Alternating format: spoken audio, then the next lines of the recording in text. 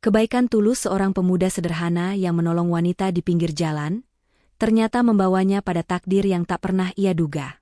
Tanpa ia sadari, wanita yang mobilnya mogok itu adalah Kaila, seorang direktur utama yang memegang kunci masa depannya. Akankah ketulusannya dibalas dengan kebaikan, atau justru dijegal oleh orang-orang yang iri? Kisah lengkapnya akan kita ikuti di channel Ken Arok Productions. Jangan lupa, dukung kami dengan menekan tombol subscribe, like, dan berikan komentar terbaik Anda di bawah. Bagi yang sudah subscribe, kami doakan semoga hidup Anda selalu dilimpahi rezeki yang berkah, kesehatan yang prima, dan kebahagiaan yang tiada henti. Semoga segala urusan Anda dipermudah oleh Yang Maha Kuasa. Ayo tulis, amin, di kolom komentar, dan jangan lupa tulis juga Anda sedang menonton dari daerah mana saja. Insya Allah, doa kita semua didengar dan dikabulkan oleh Tuhan Penguasa Alam Semesta. Cerita kita mulai di bawah langit Jakarta yang sore itu tampak abu-abu, senada dengan hati seorang pemuda bernama Andri. Langkahnya gontai menyusuri trotoar yang ramai. Kemeja batik yang ia kenakan sudah lepek oleh keringat, membungkus tubuh kurusnya yang terasa letih. Baru saja, harapan untuk kesekian kalinya kembali pupus. Wawancara kerja yang ia datangi pagi tadi berakhir dengan kalimat yang sama. "Nanti kami kabari lagi ya, Mas." Sebuah kalimat penolakan halus yang sudah sangat ia hafal. Kalimat yang berarti, jangan terlalu berharap. Andri menghela napas panjang. Asap knalpot dan deru bising kendaraan di Jalan Raya Matraman, seolah mengejek perjuangannya yang tak kunjung membuahkan hasil. Ia merogoh saku celananya, mengeluarkan sebuah ponsel pintar lawas yang layarnya sudah retak di beberapa bagian. Ia membuka aplikasi perbankan digital. Matanya terpaku nanar pada angka yang tertera di layar. Saldo di rekeningnya hanya menyisakan Rp50.000. Uang itu harus ia bagi dengan sangat bijak. Untuk makan malam ini di warung Tegal langganannya, untuk sarapan besok, dan sisanya, ia bahkan tidak berani memikirkan tagihan uang kos yang akan jatuh tempo minggu depan. Andri adalah pemuda dari desa.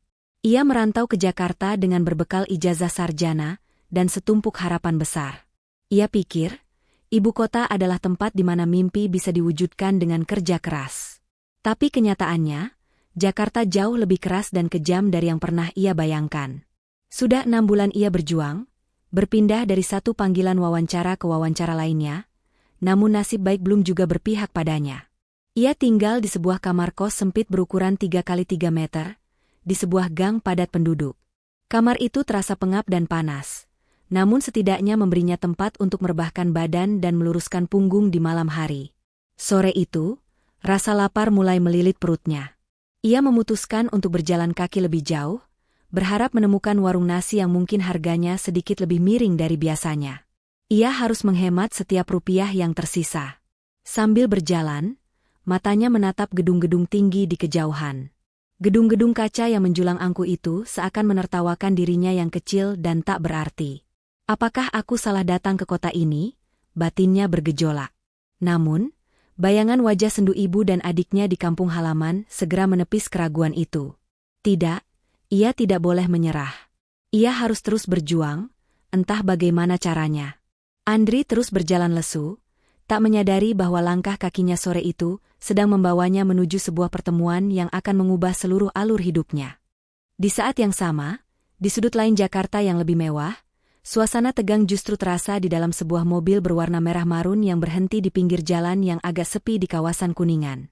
Seorang wanita muda berpenampilan rapi tengah memukul pelan dashboard mobilnya dengan kepalan tangan. Wajahnya yang cantik terlihat gusar dan sedikit panik. Dia adalah Kaila. Dari luar, Kaila adalah gambaran kesuksesan. Di usianya yang masih terbilang muda, ia menjabat sebagai direktur utama di Nusantara Group, salah satu perusahaan teknologi terbesar di ibu kota.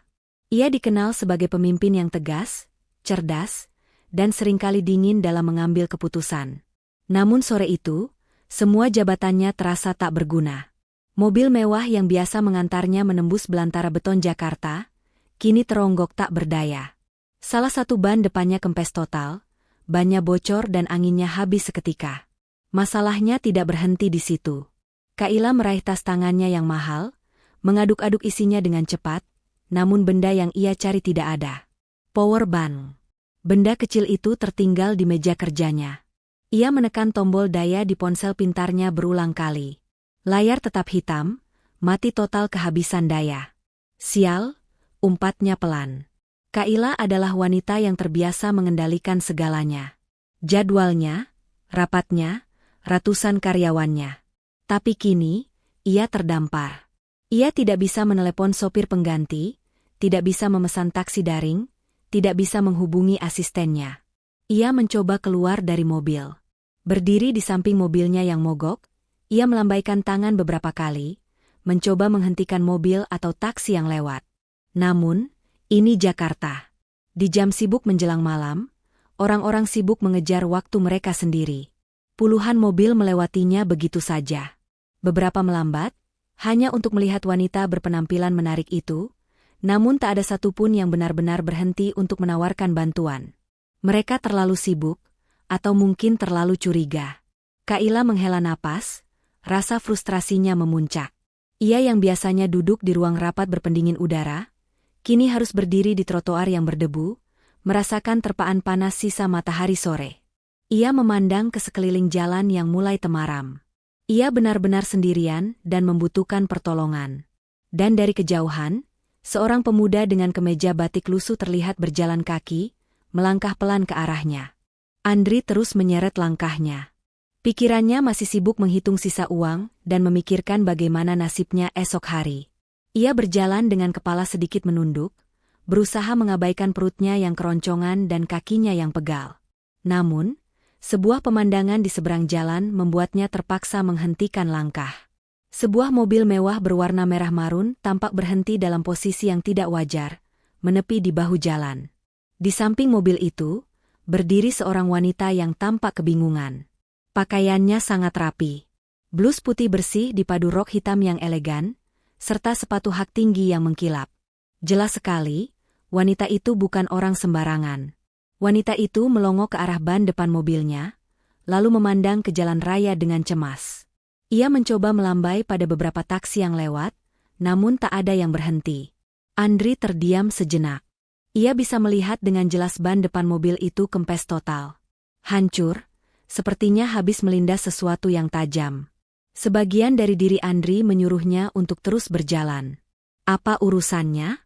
Dia sendiri sedang pusing memikirkan hidupnya. Orang sekaya wanita itu, pemilik mobil mewah, pasti punya banyak cara menyelesaikan masalah.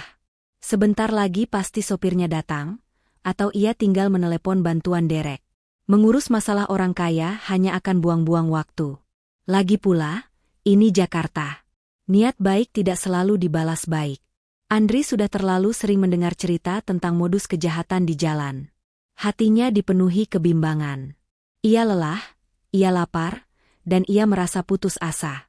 Akan tetapi, saat ia hendak melangkahkan kakinya lagi, ia melihat wanita itu menendang ban mobilnya pelan, sebuah gestur putus asa yang kentara. Langit sudah berganti warna dari oranye menjadi ungu pekat. Jalanan di area itu, meski masih di kawasan Kuningan, ternyata cukup sepi dari pejalan kaki. Wanita itu tampak sendirian dan rapuh. Andri teringat pesan ibunya di kampung. "Le, kalau kamu bisa bantu orang, bantu saja. Rezeki itu datangnya dari pintu mana saja, seringnya dari pintu yang tidak kita sangka." Rasa ibanya mengalahkan rasa lelah dan curiganya. Bagaimana jika itu adalah adik perempuannya yang sedang terjebak di kota asing? Akhirnya, Andri memantapkan hati. Ia mengambil napas, lalu mulai menyeberangi jalan yang tidak terlalu ramai itu, berjalan perlahan ke arah sang wanita. Kayla, yang melihat seorang pemuda berpenampilan kuyu dan berkemeja lusuh berjalan lurus ke arahnya, sontak menjadi waspada. Ia refleks mundur selangkah, memegang erat tas tangannya, matanya menatap Andri dengan tajam dan penuh selidik. Andri sadar wanita itu takut. Ia pun berhenti beberapa langkah di depannya, menjaga jarak. Ia berusaha tersenyum setulus mungkin, meski wajahnya tampak lelah. Lalu, dengan suara yang pelan dan sopan agar tidak mengejutkan, Andri pun bertanya, "Selamat sore, Mbak. Maaf, sepertinya ada masalah? Bannya kempes. Ya? Ada yang bisa saya bantu?" Kayla menatap Andri dengan penuh selidik. Di ibu kota, kewaspadaan adalah tameng utamanya. Ia sudah terbiasa menilai orang dalam hitungan detik. Penampilan pemuda di depannya ini jauh dari kata meyakinkan. Kemeja yang kusam, celana bahan yang warnanya sudah pudar, dan wajah yang tampak letih. Namun, cara Andri berbicara tadi terdengar tulus. Tidak ada nada memaksa atau niat terselubung yang bisa ia tangkap. "Ban saya bocor." "Total," jawab Kaila akhirnya, suaranya masih terdengar kaku dan dingin. "Ponsel saya juga mati." Andri mengangguk paham, seolah mengerti situasi sulit itu. "Kalau boleh, saya periksa bagasinya, Mbak. Biasanya ada ban serep dan alat-alatnya di belakang. Saya bisa bantu gantikan." Tawaran itu membuat Kaila sedikit terkejut. "Kamu bisa menggantinya?" tanyanya, sedikit meragukan. Andri tersenyum tipis, sebuah senyuman tulus yang menenangkan. "Insya Allah bisa, Mbak. Di kampung, saya sudah biasa bantu Bapak ganti ban mobil, Mbak. Seharusnya tidak jauh beda." Kaila terdiam sejenak. Ia tidak punya banyak pilihan. Malam semakin larut, dan ia tidak mungkin menunggu di pinggir jalan ini sendirian tanpa batas waktu. Setelah menimbang-nimbang, ia akhirnya menekan tombol pembuka bagasi dari dalam mobilnya. "Silakan," ucapnya. Andri segera bergerak. Ia membuka bagasi mobil Kaila. Di dalamnya, ia menemukan satu set peralatan lengkap, dongkrak, kunci roda, dan sebuah ban serep.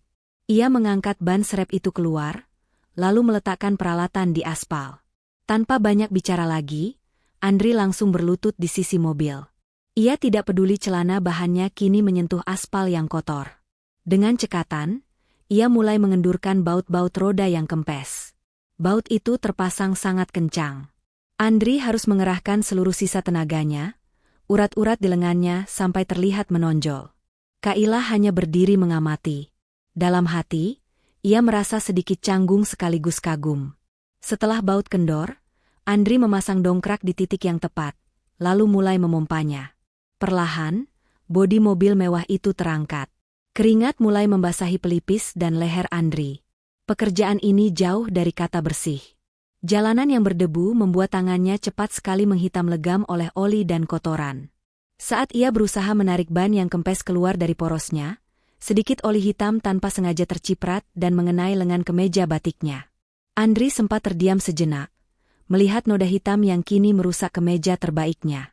Kemeja yang sama, yang ia pakai untuk wawancara tadi pagi. Ia menghela napas sesaat, namun kemudian ia kembali fokus pada pekerjaannya. Masa bodoh dengan kemeja, yang penting masalah wanita ini selesai. Ia melanjutkan pekerjaannya, memasang ban serep, dan mengencangkan baut-bautnya dengan presisi. Ia bekerja dalam diam, hanya terdengar suara napasnya yang sedikit rengah dan bunyi kunci roda yang beradu dengan logam. Andri kini sedang berkonsentrasi penuh menurunkan dongkrak setelah ban serep terpasang dengan kencang. Ia ingin memastikan mobil itu kembali menapak di aspal dengan sempurna.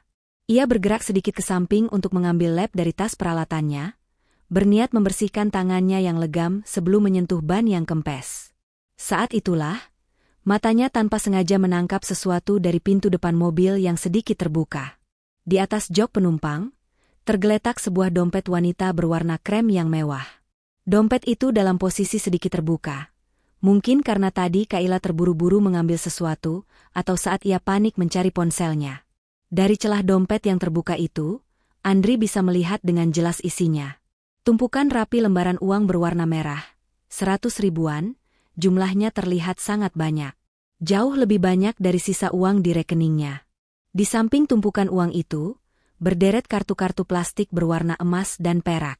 Kartu-kartu kredit mahal yang hanya dimiliki oleh orang-orang berpenghasilan tinggi.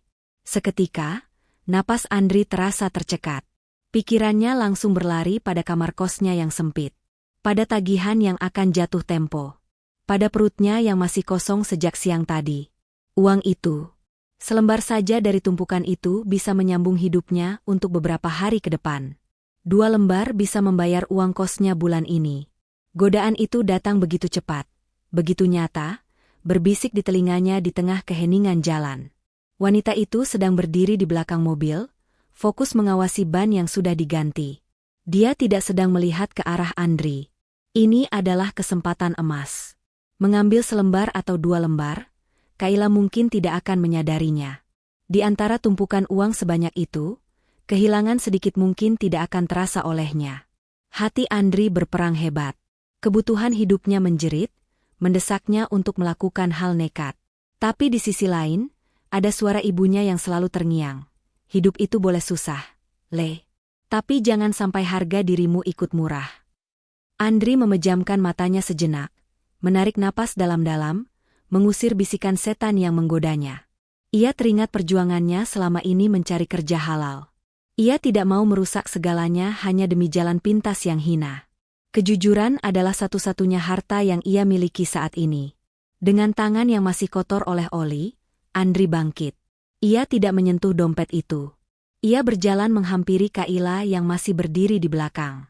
"Maaf, Mbak," ucap Andri pelan, suaranya sedikit bergetar menahan gejolak batinnya. Kaila menoleh. "Ya? Sudah selesai?" "Sebentar lagi, Mbak. Ini, saya cuma mau mengingatkan." Andri menunjuk dengan dagunya ke arah pintu depan yang terbuka. "Dompet Mbak ada di jok depan, posisinya terbuka. Sebaiknya diamankan dulu. Takutnya ada apa-apa di jalan, bahaya." Kaila tertegun. Ia segera berjalan cepat ke pintu depan dan melihat dompetnya yang memang terbuka lebar. Ia langsung meraih dompet itu, merapikannya, dan memasukkannya ke dalam tas tangannya. Saat ia berbalik, ia menatap Andri dengan pandangan yang berbeda. Ada rasa terkejut, kagum, dan sedikit rasa bersalah karena tadi sempat mencurigainya. Pemuda ini, yang jelas-jelas terlihat sangat membutuhkan, baru saja mengingatkannya tentang hartanya, alih-alih mengambil kesempatan dalam kesempitan. Kaila tidak berkata apa-apa, tapi tatapan matanya melembut. Ia hanya mengangguk pelan. "Terima kasih, sudah mengingatkan." Setelah Kaila mengamankan dompetnya, Andri kembali bekerja tanpa banyak kata. Ia mengambil ban yang kempes, mengangkatnya dengan sisa tenaganya, dan memasukkannya ke dalam bagasi mobil. Pekerjaannya tidak ringan, ban mobil mewah itu lumayan berat. Ia kemudian membereskan dongkrak dan kunci-kunci roda, menatanya kembali dengan rapi di tempatnya semula. Ia bahkan mengambil sehelai kain lap bekas dari dalam bagasi itu, untuk membersihkan sedikit kotoran yang menempel di sekitar velg ban serep. Setelah memastikan bagasi tertutup rapat dan semua peralatan aman, Andri mengelap tangannya yang hitam pekat ke celananya, sadar bahwa itu percuma. Kotoran oli itu sudah terlanjur melekat. Ia lalu menghampiri Kaila, yang sedari tadi hanya dia mengamatinya bekerja. "Sudah beres, Mbak," kata Andri sambil tersenyum lega. "Ban serepnya sudah terpasang kencang. Sebaiknya besok langsung dibawa ke bengkel, ya, Mbak. Ban serep biasanya bukan untuk dipakai jalan jauh." Kaila menatap Andri. Ia melihat kemeja batik yang kini kotor di banyak tempat. Ia melihat peluh yang membasahi wajah lelah pemuda itu. Dan ia teringat pada dompetnya yang dibiarkan aman tak tersentuh. Rasa terima kasihnya begitu besar, bercampur dengan kekaguman atas integritas pemuda di depannya ini. Saya benar-benar tidak tahu harus bilang apa," ucap Kaila, suaranya kini terdengar tulus, jauh dari kesan kaku di awal pertemuan mereka. Ia segera membuka tas tangannya, mengeluarkan dompet yang tadi diingatkan Andri. Kaila mengambil beberapa lembar uang 100 ribuan dari dalamnya. Bukan hanya 1 atau 2 lembar, tapi mungkin 5 atau 6 lembar. Ia menyodorkan uang itu kepada Andri. "Mas, ini, tolong diterima. Saya sangat berterima kasih.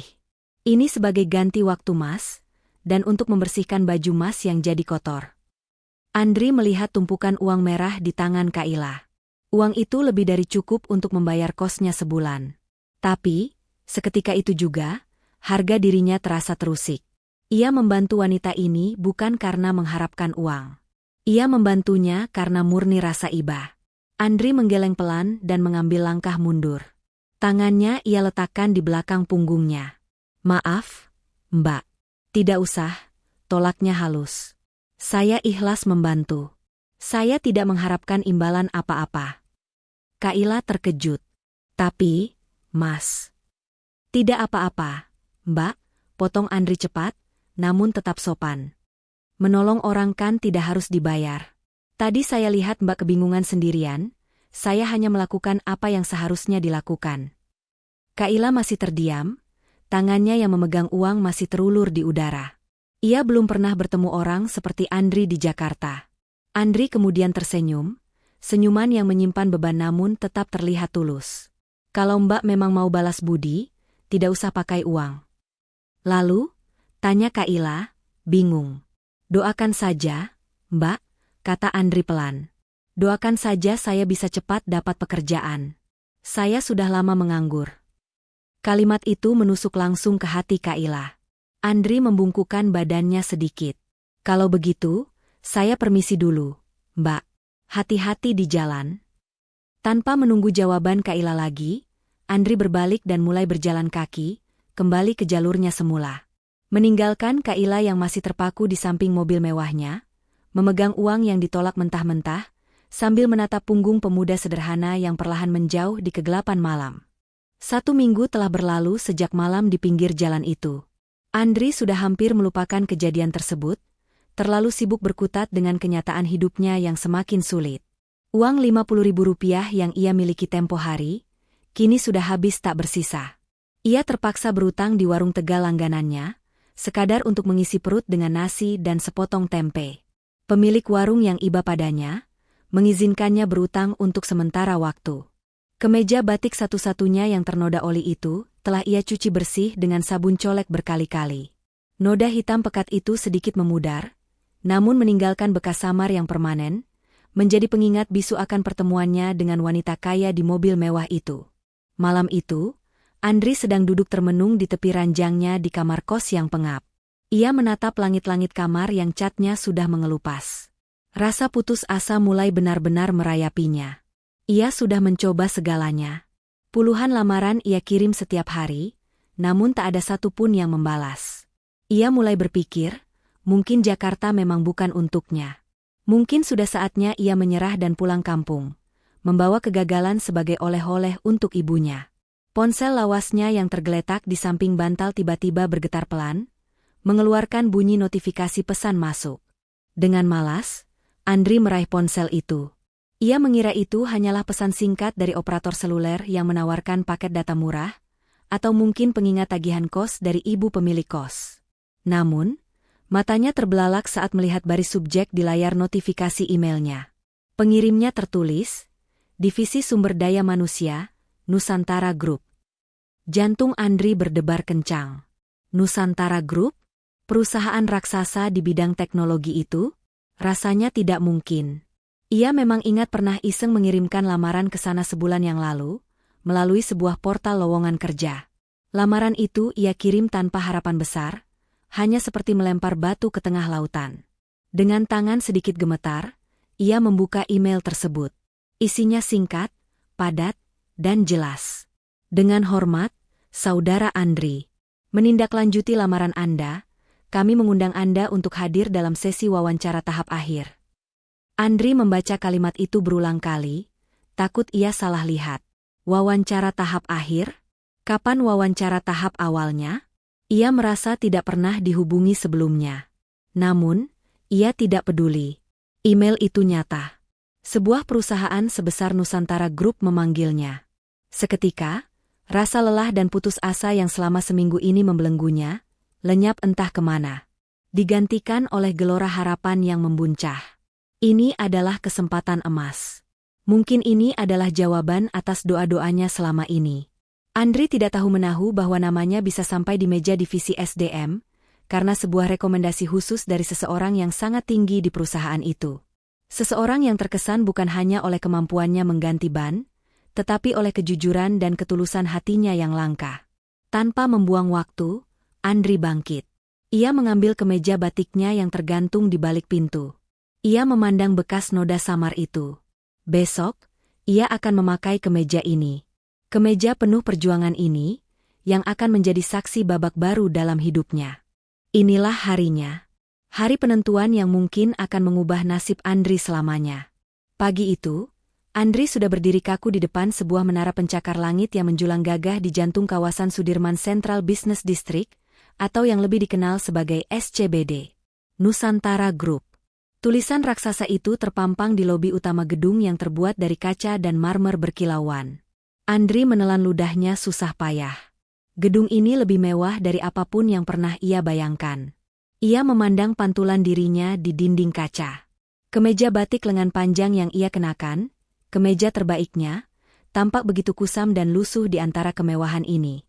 Bekas noda oli samara di bagian lengan, meski sudah ia sikat sekuat tenaga, masih terlihat jika diperhatikan dari dekat. Rambutnya ia sisir serapi mungkin dengan sedikit air, dan sepatu pantofel satu-satunya sudah ia semir hingga mengkilap tadi subuh. Tetap saja, ia merasa seperti sebutir debu di tengah toko perhiasan. Dengan langkah ragu, Andri memasuki lobi utama. Hawa dingin dari pendingin ruangan langsung menerpanya, kontras dengan panasnya jalanan di luar. Suara langkah sepatunya menggema pelan di lantai marmer yang mengilap seperti cermin. Semua orang yang berlalu lalang di sekitarnya mengenakan setelan jas yang licin, kemeja yang sempurna, dan sepatu mahal. Andri menghampiri meja resepsionis yang dijaga oleh dua wanita berpenampilan sangat profesional. "Selamat pagi, Mbak. Saya Andri, ada janji wawancara dengan bagian SDM jam 9, ucapnya, berusaha sekuat mungkin agar suaranya tidak terdengar gemetar. Sang resepsionis tersenyum ramah, memverifikasi namanya di komputer. "Baik, Pak Andri. Silakan tunggu sebentar di area lobi sana. Nanti Bapak akan dijemput oleh Pak Roni, manajer sumber daya manusia kami." Andri mengangguk dan duduk di sofa empuk yang disediakan. Jantungnya berdebar tak karuan. Ia memeluk map coklat berisi berkas-berkas lamarannya dengan erat. 15 menit kemudian, seorang pria berperawakan tinggi dan tegap menghampirinya. Pria itu mengenakan setelan jas berwarna biru gelap yang terlihat sangat mahal, jam tangan perak melingkar di pergelangan tangannya, dan aroma parfum mahal langsung tercium bahkan dari jarak beberapa langkah. Ini jelas bukan tipe orang yang biasa Andri temui. "Saudara Andri?" tanya pria itu. Suaranya datar dan dingin. "Iya, Pak.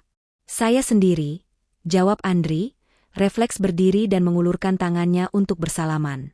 Pria itu, yang adalah Roni, menatap uluran tangan Andri sejenak. Ia tidak menyambutnya. Sebaliknya, matanya bergerak, memindai penampilan Andri dari atas ke bawah. Pandangannya berhenti sedikit lebih lama di kemeja batik Andri yang kusam, dan sepatu pantofelnya yang terlihat kuno. Sebuah senyum sinis yang tipis, nyaris tak terlihat, tersungging di bibir Roni. "Saya Roni," katanya singkat, tanpa menyebutkan jabatannya. "Mari, ikut saya." Roni berbalik badan dan berjalan lebih dulu, langkahnya cepat dan angkuh, seolah tak peduli apakah Andri bisa mengikutinya atau tidak. Andri terpaksa setengah berlari kecil untuk menyamai langkah manajer itu, sambil menahan perasaan tidak enak yang tiba-tiba muncul di hatinya. Ia merasa, wawancara ini tidak akan berjalan dengan mudah. Andri mengikuti Roni memasuki lift khusus karyawan yang super cepat. Di dalam kotak besi berlapis baja tahan karat itu, suasana terasa semakin dingin dan canggung. Roni berdiri tegak di sudut, sengaja menjaga jarak, seolah Andri membawa kuman penyakit. Roni melirik jam tangan mewahnya, lalu mendesah pelan. Desahan itu terdengar sangat keras di keheningan lift, seolah ia sedang membuang waktu berharganya. "Kamu lulusan dari universitas mana?" tanya Roni tiba-tiba, matanya menatap lurus ke pintu lift, tidak sekalipun menoleh pada Andri. "Saya lulusan Universitas 11 Maret, Pak." "Jurusan manajemen?" jawab Andri sopan, sedikit bingung dengan nada pertanyaan itu. Roni mengangkat sebelah alisnya. "Oh, di Solo, ya? Jauh juga mainmu sampai ke Jakarta." Ada nada meremehkan yang jelas dalam kalimat itu. Andri hanya bisa tersenyum kaku, tidak tahu harus merespon apa. Pintu lift terbuka di lantai 35. Andri disuguhi pemandangan kantor yang luar biasa. Desainnya terbuka, modern, dengan dinding-dinding kaca yang memperlihatkan pemandangan kota Jakarta dari ketinggian. Karyawan-karyawan lain berlalu lalang, semuanya berpenampilan sempurna. Roni berjalan cepat menyusuri koridor, dan Andri kembali harus bergegas mengikutinya. Mereka tidak berhenti di ruang tunggu manapun. Roni sepertinya langsung membawa Andri ke sebuah ruangan. Sambil berjalan, Roni terus melontarkan komentar-komentar sinis yang menyamar sebagai pertanyaan. "Kamu tahu kan, Nusantara Group ini standarnya sangat tinggi? Kami hanya merekrut talenta terbaik dari lulusan-lulusan terbaik," katanya, sambil melirik sekilas ke arah map coklat yang dipegang erat oleh Andri. Saya tahu, Pak. Saya sudah mempelajari profil perusahaan ini, jawab Andri, berusaha menjaga suaranya tetap stabil. Roni tiba-tiba berhenti di depan sebuah ruangan rapat kecil berdinding kaca. Ia berbalik, dan kali ini ia menatap Andri tepat di matanya. Pandangannya tajam dan dingin. Ia lalu menurunkan pandangannya ke kemeja batik yang dikenakan Andri. Matanya terpaku pada bekas noda samar di lengan kemeja itu. Roni tersenyum miring. Kamu datang wawancara di perusahaan teknologi multinasional, dengan pakaian seperti itu. Kalimat itu telak menghantam Andri. Wajahnya memanas, rasa malu menjalari dirinya. Ia ingin sekali menjelaskan bahwa ini adalah kemeja terbaiknya, bahwa noda itu didapat saat ia, tapi ia sadar. Penjelasan apapun tidak akan ada gunanya bagi orang seperti Roni. Maaf, Pak.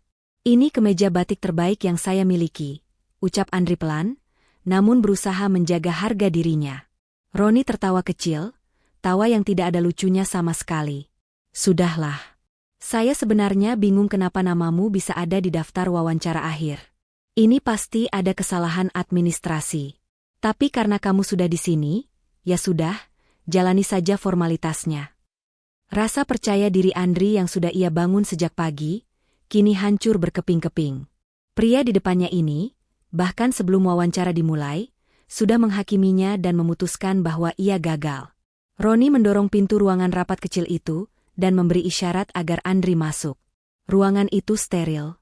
Hanya ada satu meja panjang berwarna putih mengilap, dan beberapa kursi. Roni duduk di salah satu kursi utama, meletakkan tabletnya di atas meja. Ia tidak mempersilakan Andri duduk.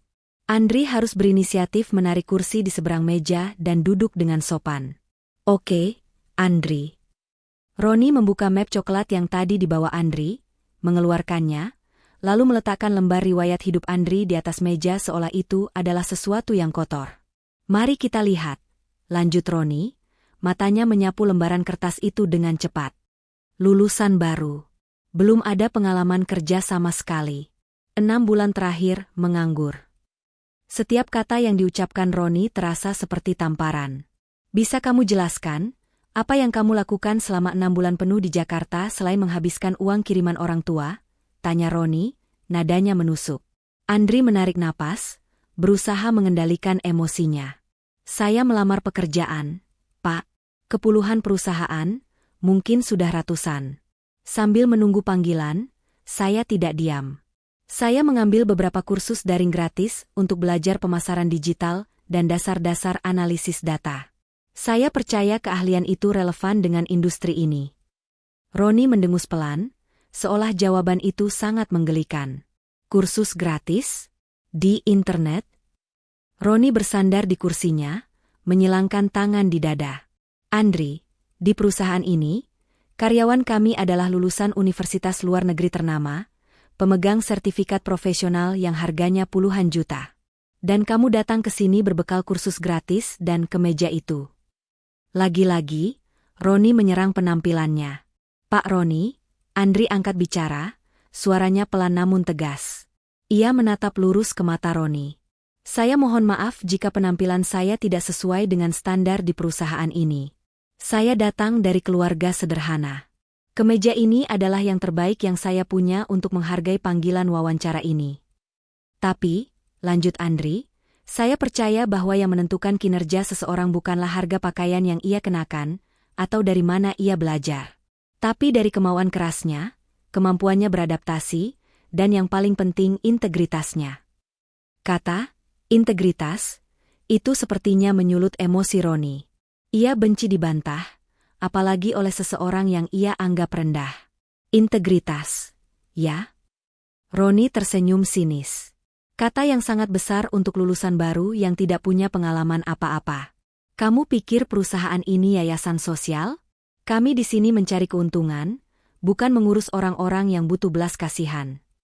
Roni berdiri dari kursinya dengan gerakan tiba-tiba. Wawancara itu jelas sudah selesai di matanya. Sudah, cukup, kata Roni, nadanya final. Seperti yang saya duga, ini hanya buang-buang waktu saya. Hati Andri mencelos. Harapan yang tadi pagi membuncah, kini padam seketika. Ia gagal. Ia bahkan gagal sebelum benar-benar diberi kesempatan. Andri ikut berdiri, merapikan mapnya dengan tangan yang lunglai. Baik, Pak Roni. Terima kasih atas waktu Anda. Tunggu, cegah Roni. Formalitasnya belum selesai. Semua kandidat di tahap ini harus bertemu dengan Ibu Direktur Utama. Sekadar untuk diperkenalkan. Ayo, ikut saya. Roni berjalan keluar ruangan, dan tolong, rapikan sedikit penampilanmu itu. Jangan sampai membuat Ibu CEO selera makannya hilang.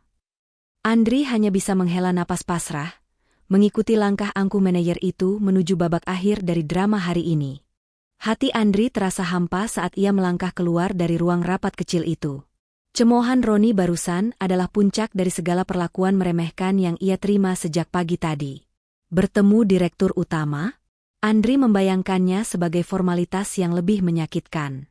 Ia akan diperkenalkan sebagai kandidat gagal, sebagai lelucon, di hadapan orang nomor 1 di perusahaan ini. Rasanya ia ingin lari saja dari gedung itu, tapi kakinya terlalu kaku untuk menolak. Ia hanya bisa pasrah. Roni tidak membawanya ke lantai yang sama. Ia menekan tombol lift, membawanya naik beberapa lantai lagi. Pintu lift terbuka di sebuah lobi privat yang sunyi. Lantainya bukan lagi marmer, tapi karpet tebal berwarna abu-abu gelap yang meredam suara langkah. Hanya ada satu meja resepsionis eksekutif yang dijaga oleh seorang sekretaris berpenampilan sangat elegan. Sekretaris itu mengangguk hormat pada Roni. "Apa Ibu Kaila ada di dalam?" tanya Roni.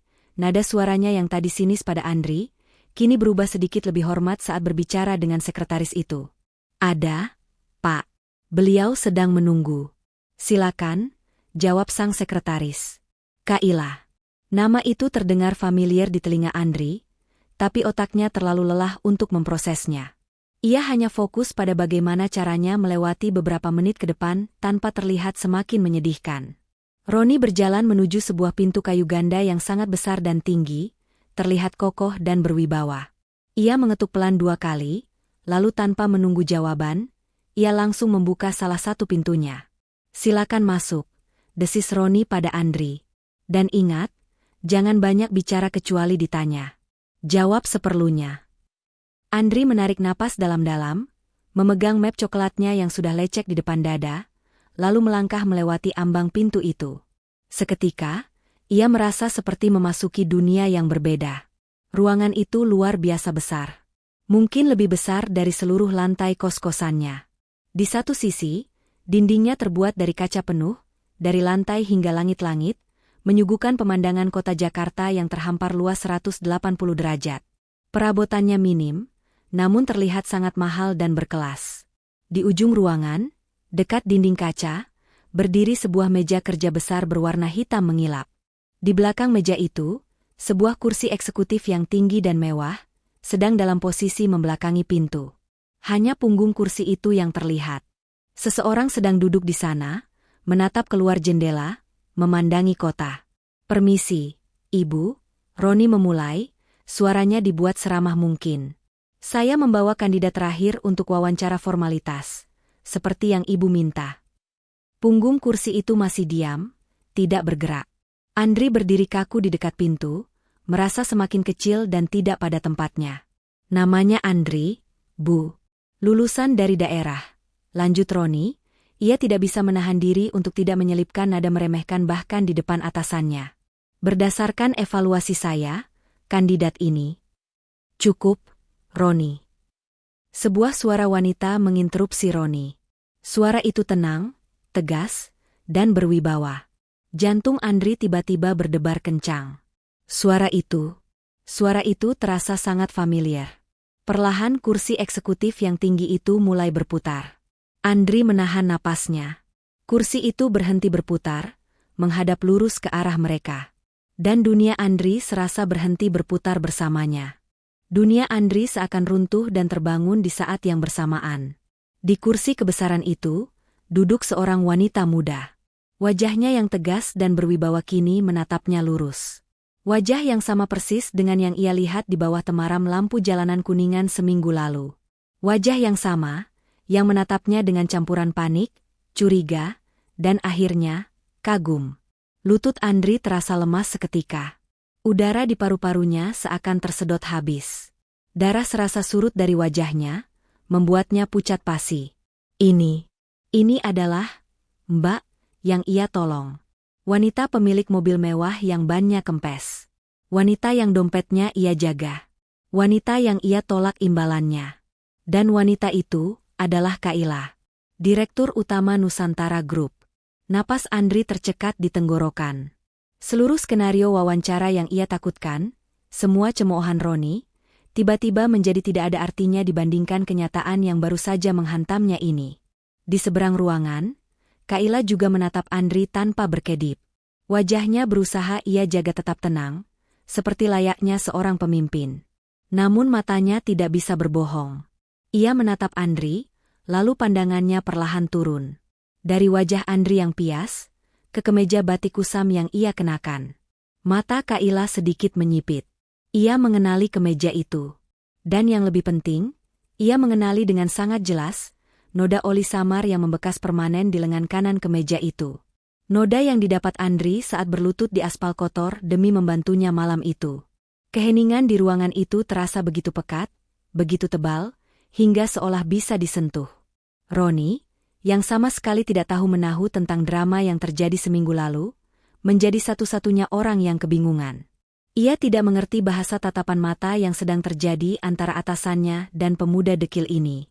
Ia mengira, keheningan Ibu Kaila adalah tanda kemarahan karena melihat penampilan Andri. Ibu Kaila. Roni mencoba angkat bicara, memecah keheningan yang sangat canggung itu. Suaranya terdengar ragu. Seperti yang sudah saya laporkan secara lisan tadi, kandidat ini memang. Andri, yang masih tenggelam dalam lautan keterkejutannya, akhirnya berhasil memaksa pita suaranya bekerja. Sebuah kata lolos dari bibirnya, nyaris tak terdengar, lebih mirip embusan napas. Mbak? Hanya satu kata itu. Panggilan akrab yang ia gunakan di pinggir jalan malam itu. Mata Roni langsung membelalak. Wajahnya memerah karena marah. Ini adalah penghinaan di depan Direktur Utama. Lancang sekali kamu, bentak Roni, suaranya menggema di ruangan yang hening itu. Kamu bicara dengan siapa? Ini Ibu Direktur Utama. Panggil beliau, Ibu. Dasar tidak punya sopan santun. Tidak punya tata krama. Sudah saya duga, orang kampung seperti kamu. Cercaan Roni tidak sempat selesai. Diam, Roni. Suara Kaila terdengar. Tidak berteriak, tapi dingin, tajam, dan penuh dengan otoritas yang tak terbantahkan. Cukup untuk membuat mulut Roni yang sedang menganga, langsung terkunci rapat seketika. Udara di ruangan itu terasa membeku. Bentakan dingin Kaila barusan membuat Roni terdiam 1000 bahasa. Wajahnya yang tadi merah padam karena marah, kini berubah pucat pasi. Ia menatap Kaila dengan bingung, sama sekali tidak mengerti apa yang sedang terjadi. Kenapa atasannya itu justru membentaknya? Kenapa ia membela pemuda lusuh ini? Kaila tidak lagi mempedulikan Roni. Ia bangkit dari kursi kebesarannya. Ia berjalan perlahan, langkah kakinya yang mantap terdengar jelas di karpet tebal, melintasi ruangannya yang besar, dan berhenti tepat di hadapan Andri. Andri berdiri kaku seperti patung. Jantungnya berdebar begitu kencang hingga ia takut wanita di depannya ini bisa mendengarnya. Kaila menatap Andri. Bukan lagi dengan tatapan seorang direktur utama kepada bawahan, melainkan tatapan seorang manusia kepada manusia lain. Tatapan yang penuh dengan rasa terima kasih yang belum terucapkan. Seharusnya saya yang berterima kasih, ucap Kaila pelan, suaranya kini terdengar hangat. Dan saya yang minta maaf atas perlakuan tidak menyenangkan yang baru saja kamu terima. Andri hanya bisa menggeleng pelan, ia terlalu syok untuk bisa merangkai kata. Kaila kemudian berbalik menghadap Roni, yang masih berdiri mematung di dekat pintu dengan wajah penuh ketidakmengertian. Pak Roni, panggil Kaila, suaranya kembali datar dan dingin. Anda tadi bilang apa? Orang kampung? Tidak punya tata krama? Hanya karena kemeja yang ia kenakan. Roni tergagap. Ibu, tapi penampilannya ini tidak sesuai standar. Standar? Potong Kaila tajam. Standar apa yang Anda pakai, Roni? Harga pakaian? Kilau sepatu? Atau universitas mentereng? Kaila berjalan mendekati Roni. Anda tahu, seminggu yang lalu, mobil saya mogok di pinggir jalan. Ban saya kempes total, ponsel saya mati. Roni mendengarkan dengan seksama, keningnya berkerut, masih belum melihat hubungan cerita itu. Saya sendirian, lanjut Kaila. Mobil-mobil mewah lain hanya lewat, tidak ada yang peduli. Sampai akhirnya, pemuda yang Anda hina ini, orang kampung yang Anda remehkan ini, datang menawarkan bantuan. Mata Roni membelalak. Dia, kata Kaila sambil menunjuk Andri, berlutut di aspal kotor, menggantikan ban mobil saya dengan tangannya sendiri. Dia yang membuat kemeja satu-satunya yang ia punya ini, kemeja yang Anda hina-hina, menjadi kotor karena oli. Napas Roni tercekat. Anda ingin tahu soal integritas, Pak Roni? Kaila menaikkan suaranya. Saat dia mengganti ban, dompet saya tergeletak di jok mobil. Terbuka. Penuh uang tunai. Pemuda ini, yang jelas-jelas sedang kesusahan, tidak mengambil sepeser pun. Dia justru mengingatkan saya untuk mengamankan dompet itu. Wajah Roni sudah seperti mayat hidup. Keringat dingin mulai bercucuran di pelipisnya. Dan saat saya tawarkan dia imbalan, Kaila melanjutkan, uang yang jumlahnya mungkin lebih besar dari gaji Anda sebulan, dia menolaknya. Dia bilang, dia ikhlas. Dia hanya minta satu hal, didoakan agar cepat dapat kerja. Kaila kini berdiri tepat di depan Roni, menatapnya dengan pandangan menusuk. Dan ya, Pak Roni, ini bukan kesalahan administrasi. Sayalah yang memasukkan namanya ke tahap akhir. Saya ingin bertemu lagi dengan orang ini. Kata-kata Kaila menggantung di udara, setajam belati yang menghunus langsung ke jantung kesombongan Roni. Roni gemetar. Lututnya terasa lemas, tak sanggup lagi menopang tubuhnya. Ia ingin berkata sesuatu, ingin membela diri, ingin meminta maaf, namun tak ada satu kata pun yang bisa keluar dari tenggorokannya yang tercekat. Ia sadar, karirnya yang ia bangun dengan susah payah di perusahaan ini, kini berada di ujung tanduk. Semua kesombongannya, semua cibirannya pada Andri, kini berbalik menghantam wajahnya sendiri dengan kekuatan penuh. Ia telah salah menilai. Ia telah menghakimi buku dari sampulnya, dan sampul yang ia hina itu, ternyata adalah sampul yang paling dicari oleh sang pemilik perusahaan. Kaila menatap Roni dengan pandangan dingin dan kecewa. Anda, kata Kaila, suaranya pelan namun menusuk, adalah manajer sumber daya manusia. Tugas Anda adalah mencari berlian, bahkan yang masih terbungkus lumpur. Tapi hari ini, Anda hampir saja membuang berlian asli, hanya karena Anda silau oleh kemasan-kemasan palsu yang berkilauan. Integritas yang tadi Anda tertawakan, lanjut Kaila, adalah nilai utama yang saya junjung tinggi di Nusantara Group. Sesuatu yang rupanya tidak Anda miliki, atau setidaknya, tidak bisa Anda kenali saat melihatnya. Saya akan memikirkan kembali posisi Anda di perusahaan ini, Pak Roni. Sekarang, tinggalkan kami, perintah Kaila dengan nada final. Roni tidak berani membantah. Dengan wajah tertunduk, penuh rasa malu yang tak terhingga, ia berbalik. Ia berjalan gontai keluar dari ruangan itu, tak berani sekalipun mengangkat wajahnya. Pintu kayu yang besar itu tertutup pelan di belakangnya, meninggalkan keheningan. Kini, di ruangan besar itu, hanya tersisa Kaila dan Andri. Kaila menghela napas panjang, seolah baru saja melepaskan beban berat. Ia berbalik menghadap Andri.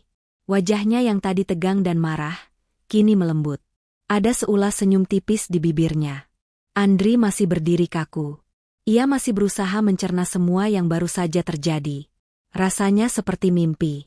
Andri, panggil Kaila lembut. Andri tersentak pelan. Iya, Ibu. Kaila tersenyum. Kamu masih memanggil saya, Ibu? Padahal seminggu yang lalu kamu memanggil saya, Mbak. Wajah Andri seketika memerah. Maaf, Ibu. Saya tidak tahu. Tidak apa-apa, kata Kaila. Saya yang seharusnya berterima kasih. Kamu tidak hanya menyelamatkan saya malam itu, tapi kamu juga memberi saya pelajaran berharga. Bahwa di kota yang keras ini, ketulusan dan kejujuran itu masih ada. Ia berjalan kembali ke meja kerjanya, namun tidak duduk. Ia bersandar di tepi meja itu, menatap Andri dengan hangat. Perusahaan ini, kata Kaila, tidak butuh orang yang hanya pintar bicara, atau yang hanya punya ijazah mentereng. Saya butuh orang yang bekerja dengan hati. Saya butuh orang yang punya integritas. Saya butuh orang seperti kamu. Kaila mengambil selembar kertas dari atas mejanya. Andri, ucapnya dengan nada resmi namun penuh keyakinan. Selamat datang di Nusantara Group. Atas nama perusahaan, saya secara pribadi menawarkan Anda posisi sebagai staf pengembangan bisnis. Ini adalah posisi awal yang bagus untukmu belajar. Kamu lolos. Tawaran itu, kalimat, kamu lolos. Bagi Andri, kalimat itu terdengar lebih nyaring dari guntur di siang hari, namun lebih menenangkan dari alunan musik manapun. Air mata yang sedari tadi ia tahan mati-matian, akhirnya tak terbendung lagi. Bukan tangis kesedihan, tapi tangis kelegaan yang meledak setelah berbulan-bulan menahan beban penderitaan dan keputusasaan. Ia tidak menangis meraung-raung, hanya air mata yang mengalir tanpa suara di pipinya yang tirus. Ia menundukkan kepalanya, berusaha menyembunyikan emosinya. Ia terlalu malu untuk menangis di depan seorang direktur utama. Saya. Andri mencoba berbicara, namun suaranya tercekat oleh haru. Ia mengambil napas dalam-dalam, mengusap air matanya dengan punggung tangannya yang masih sedikit kotor. Saya tidak tahu harus berkata apa, Ibu Kaila, ucapnya akhirnya, suaranya bergetar. Terima kasih. Terima kasih atas kepercayaan Ibu. Ini berarti segalanya bagi saya dan keluarga saya. Kaila tersenyum tulus. Jangan berterima kasih padaku, Andri. Berterima kasihlah pada dirimu sendiri. Pada didikan orang tuamu. Kejujuranmu lah yang membawamu ke ruangan ini. Doamu seminggu yang lalu di pinggir jalan, sepertinya langsung didengar oleh Yang Maha Kuasa. Kaila berjalan ke arah Andri dan mengulurkan tangannya. Kali ini, sebuah uluran tangan yang penuh rasa hormat. Kamu mulai hari Senin. Asisten saya akan mengurus semua administrasi dan kontrak kerjamu, kata Kaila. Andri menyambut uluran tangan itu dengan kedua tangannya, menggenggamnya erat. Baik, Ibu. Saya akan bekerja dengan baik. Saya janji. Saya tidak akan mengecewakan kepercayaan Ibu. Hari itu, Andri berjalan keluar dari gedung Nusantara Group bukan lagi sebagai pemuda lusuh yang putus asa. Ia berjalan dengan kepala tegak, dengan sebuah harapan baru yang membara di dadanya. Kemeja batik kusam yang ia kenakan, kini terasa seperti baju zirah paling mahal di dunia. Langkah pertamanya adalah pergi ke warung Tegal langganannya. Ia membayar semua utangnya. Langkah keduanya, ia duduk di taman kota, mengeluarkan ponsel lawasnya. Ia menekan nomor ibunya di kampung. Halo, Bu. Assalamualaikum, ucap Andri, suaranya kembali bergetar. Bu, alhamdulillah. Andri dapat kerja, Bu. Di gedung yang tinggi sekali. Di seberang telepon, terdengar suara isak tangis bahagia sang ibu. Kisah Andri adalah bukti nyata bahwa di kota yang sering dianggap tak punya hati, ketulusan masih memiliki harga yang tak ternilai. Kebaikan yang ia tanam di pinggir jalan yang sepi, kini ia tuai di puncak gedung tertinggi. Lalu bagaimana dengan nasib Roni? Manajer sombong itu tidak langsung dipecat. Kaila memberinya hukuman yang jauh lebih berat dari pemecatan. Ia dimutasi ke bagian arsip di gudang, jauh dari lobi mewah dan kekuasaan yang selama ini ia banggakan. Setiap hari, ia harus berhadapan dengan tumpukan debu, sebuah pengingat abadi bahwa ia telah salah menilai berlian yang terbungkus debu. Sebuah karma instan atas kesombongannya. Cerita ini mengajarkan kita bahwa takdir seringkali bekerja dengan cara yang paling misterius, dan kejujuran akan selalu menemukan jalannya menuju kesuksesan. Waktu pun berjalan, memutar rodanya dan membuktikan takdir. Beberapa tahun telah berlalu sejak hari wawancara yang menentukan itu. Andri, pemuda yang dulu kita kenal dengan kemeja lusuh dan harapan yang hampir padam, kini telah menjelma menjadi sosok yang dihormati di Nusantara Group. Ia bukan lagi staf junior yang canggung. Kerja kerasnya yang tanpa henti, kecerdasannya yang ia asah, dan di atas segalanya, integritasnya yang tak tergoyahkan, telah membawanya naik. Kini, Andri menjabat sebagai salah satu manajer pengembangan bisnis termuda dalam sejarah perusahaan. Ia menjadi bukti hidup bahwa nilai seseorang tidak terletak pada apa yang ia kenakan, melainkan pada apa yang ia perjuangkan. Di sisi lain, Kaila, sang direktur utama, menemukan apa yang selama ini ia cari. Dalam diri Andri, ia menemukan bukan hanya seorang karyawan yang kompeten, tetapi seorang rekan kerja yang bisa ia percaya sepenuhnya. Andri sering menjadi tangan kanannya dalam proyek-proyek penting yang menuntut kejujuran tingkat tinggi. Dan janji Andri pada ibunya, ia telah menepatinya, bahkan lebih. Ia telah mewujudkan mimpinya. Sebuah rumah yang nyaman di pinggiran Jakarta kini menjadi tempat ibunya beristirahat di hari tua. Adiknya pun ia sekolahkan di universitas terbaik. Kemeja batik bernoda oli itu, Andri masih menyimpannya. Kemeja itu tergantung rapi di dalam lemari kacanya, di dalam apartemennya yang kini jauh lebih layak. Bukan lagi sebagai pengingat kemiskinan, tapi sebagai pengingat abadi. Pengingat bahwa satu tindakan kebaikan yang tulus, satu ujian kejujuran yang ia menangkan, adalah fondasi dari semua kesuksesan yang ia raih hari ini. Kisah mereka menjadi legenda internal di Nusantara Group. Sebuah cerita yang selalu diulang untuk mengingatkan setiap karyawan baru, bahwa di perusahaan itu, karakter jauh lebih berharga daripada sekadar penampilan. Sahabat Ken Arok Productions dimanapun Anda berada, demikianlah kita telah menutup lembaran kisah Andri dan Kaila. Sebuah cerita yang sekali lagi membuktikan bahwa skenario Tuhan seringkali jauh lebih indah dari apa yang bisa kita rencanakan. Kisah ini mengajarkan kita sebuah pelajaran sederhana namun mendalam, jangan pernah lelah berbuat baik, dan jangan pernah mengorbankan kejujuran. Kita tidak pernah tahu, di tikungan jalan mana, kebaikan kecil kita hari ini akan menjadi kunci pembuka pintu rezeki kita di masa depan. Dan kita tidak pernah tahu, tatapan siapa yang sedang menilai integritas kita saat kita pikir tidak ada yang melihat. Terima kasih Anda telah setia mengikuti cerita ini dari awal hingga akhir di channel Ken Arok Productions. Dukung kami untuk terus menyajikan cerita-cerita inspiratif lainnya dengan menekan tombol subscribe, like, dan bagikan cerita ini agar lebih banyak orang yang bisa mengambil hikmahnya. Kami tunggu juga komentar berharga dari Anda di bawah. Apakah Anda pernah mengalami keajaiban setelah berbuat baik? Atau mungkin Anda punya cerita karma kehidupan yang pernah Anda saksikan sendiri? Sebelum kita berpisah, mari kita tutup dengan doa.